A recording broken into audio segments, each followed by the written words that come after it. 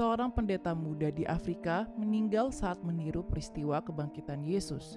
James Sakara, pendeta dari sebuah gereja Zion di kota Chidiza, Zambia, ditemukan meninggal setelah meminta jemaatnya menguburkannya hidup-hidup di dalam tanah.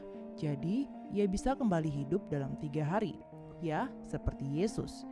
Peristiwa ini telah dikonfirmasi oleh pendeta Luxin Firi kepada stasiun TV Zambia, Diamond TV, yang mengunjungi lokasi tragedi dan mewawancarai sumber terkait peristiwa itu.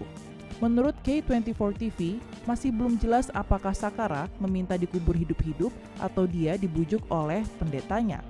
Pria 22 tahun yang juga berprofesi sebagai penyembuh tradisional itu sangat percaya diri dengan kemampuannya meniru kebangkitan Yesus. Menurut Maravi Post, entah bagaimana James berhasil mendapatkan 3 umat gerejanya untuk membantunya menggali kuburan yang dangkal, mengikat tangannya, dan menguburkannya hidup-hidup. 3 hari kemudian, alih-alih hidup, James ditemukan meninggal oleh anggota gereja Zion yang ingin tahu mengapa pemimpin mereka tidak menepati janjinya bangkit dari kematian. Melihat tubuh James yang tidak bernyawa, beberapa anggota gereja mencoba serangkaian ritual spiritual demi membangkitkannya, tapi tidak berhasil. Tubuh James kemudian dimakamkan di wismanya dan ia meninggalkan seorang istri yang sedang hamil. Menurut Maravi Post, kini 2 jemaat yang membantu menguburkan James masih dicari polisi, sementara 1 orang telah menyerahkan diri.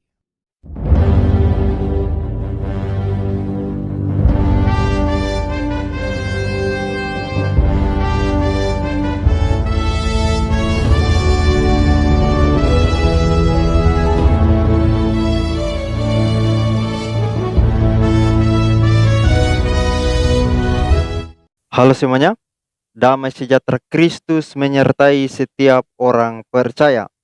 Baru saja kita melihat di dalam video itu, ada seorang pendeta muda di Afrika meninggal saat meniru peristiwa kebangkitan Yesus. Dia juga katanya merupakan penyembuh tradisional dan karena kemampuannya itu dia sangat percaya diri dapat meniru kebangkitan Yesus.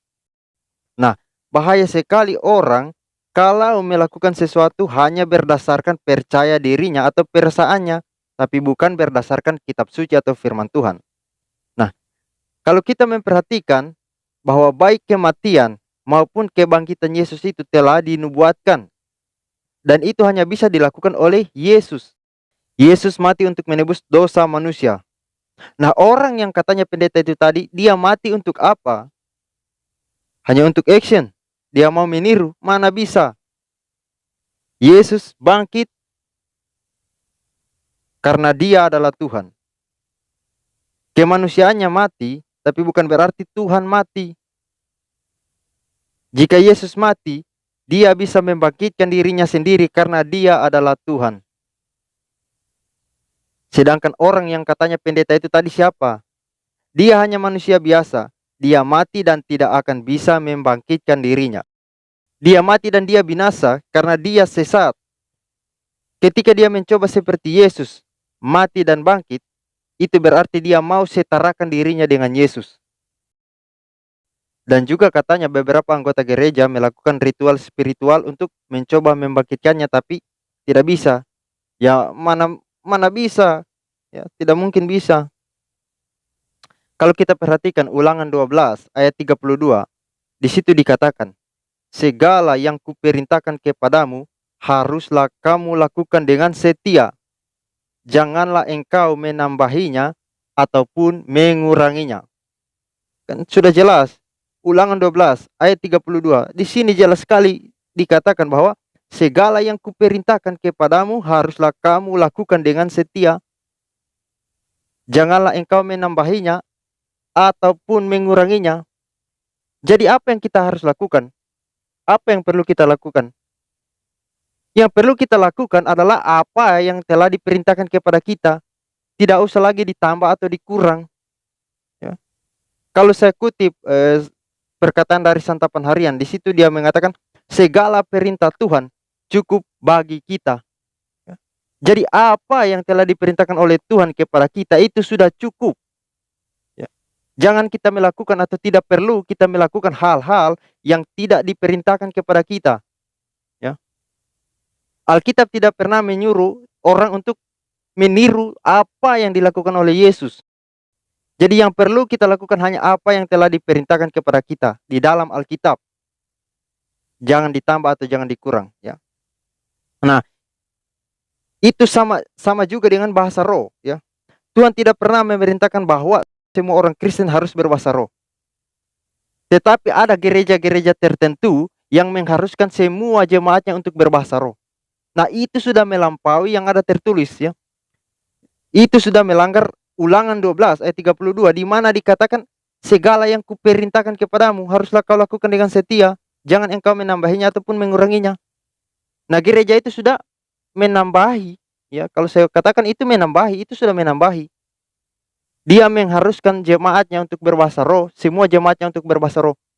Sementara itu tidak ada diperintahkan di dalam Alkitab.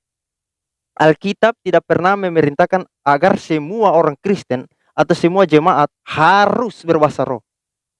Juga ada gereja yang pengakuan imannya berbunyi bahwa tanda pertama orang beriman yaitu dengan berbahasa roh. Nah, itu sudah tidak sesuai dengan Alkitab, ya. Kalau kita perhatikan 1 Korintus 14 ayat 22, di situ dikatakan karunia bahasa roh adalah tanda bukan untuk orang yang beriman, tetapi untuk orang yang tidak beriman. Tetapi gereja itu atau aliran gereja itu, ya, membuat satu pengakuan bahwa tanda pertama orang beriman dengan berbahasa roh.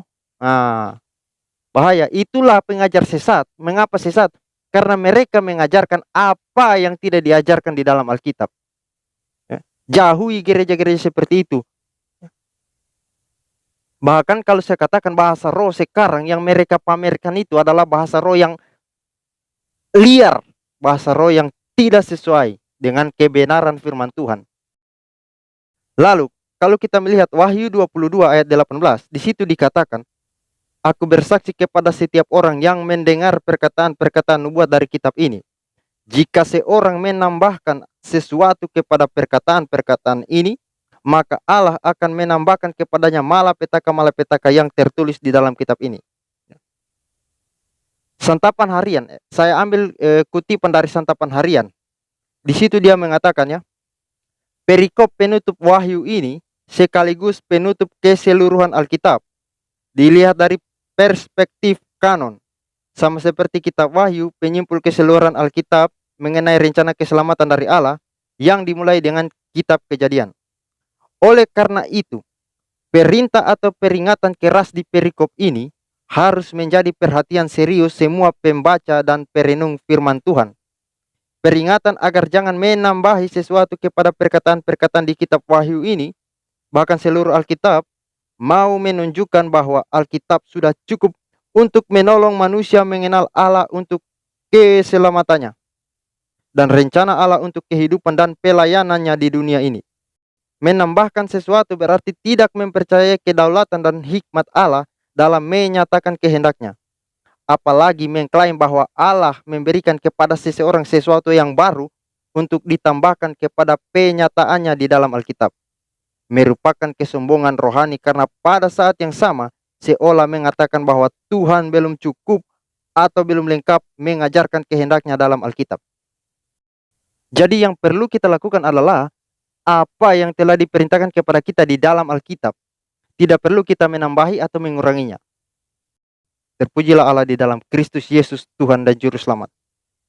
Amin.